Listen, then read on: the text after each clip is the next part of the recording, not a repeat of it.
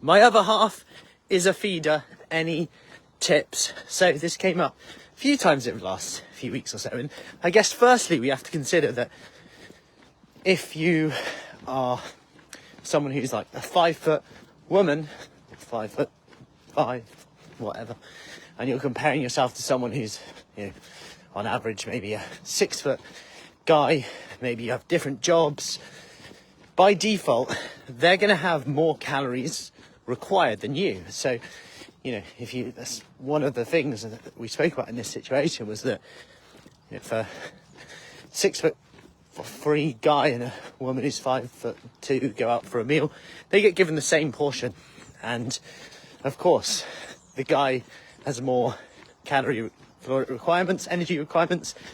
He needs to eat more to meet the demands than the woman, and already you're having to potentially use a bit more willpower in there. So going back to the question, is because that gave a bit of context to it.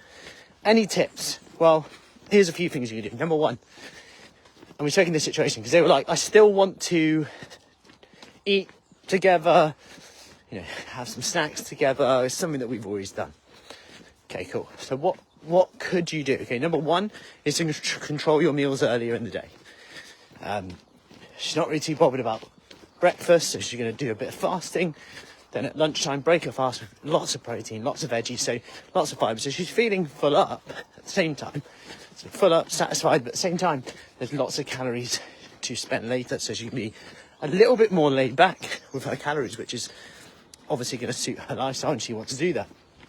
Number two, the other part of this was to have, not that you're spending less time, but if I work out on an evening, there's less time to pick, because I struggle with the picking.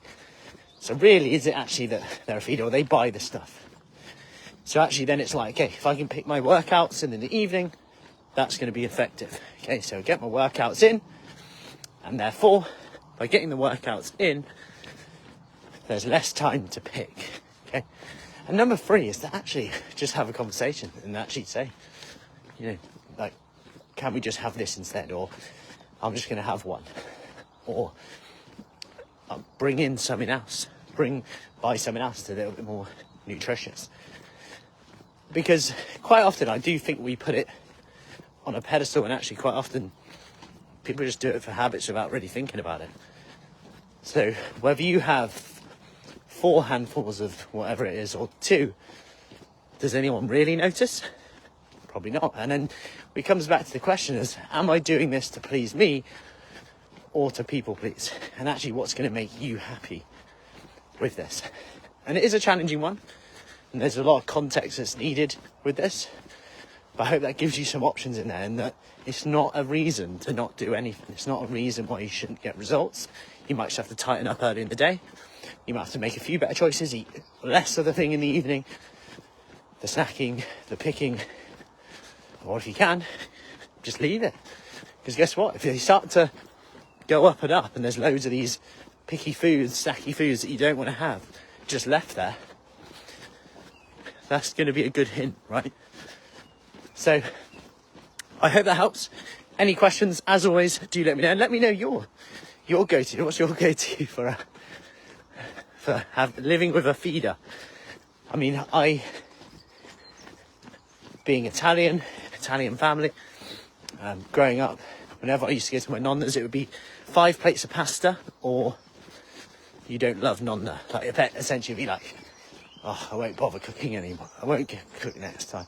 Go to all this effort, and you don't eat anything. Even though I've had 5 plates of pasta, meatballs, chicken fried in breadcrumbs, Tipoli, you name it, cakes, tiramisu, fruit, but I don't eat anything.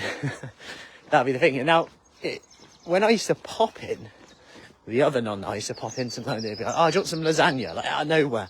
Just pop in, say hello, do you want some lasagna?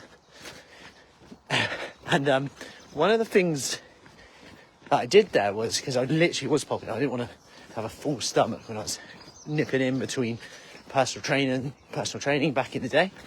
And I would say, oh, you know what, I'm really thirsty. Can I have a drink? And she went, Yeah, because actually, really, the food represents like love, right? If I give, they feel better. So it's like, oh, I really need a drink. Can you just get some water? Yeah. What about coffee? Yeah, I have coffee. What about a bit of fruit? I've got to go. A bit of fruit. Take a bit of fruit.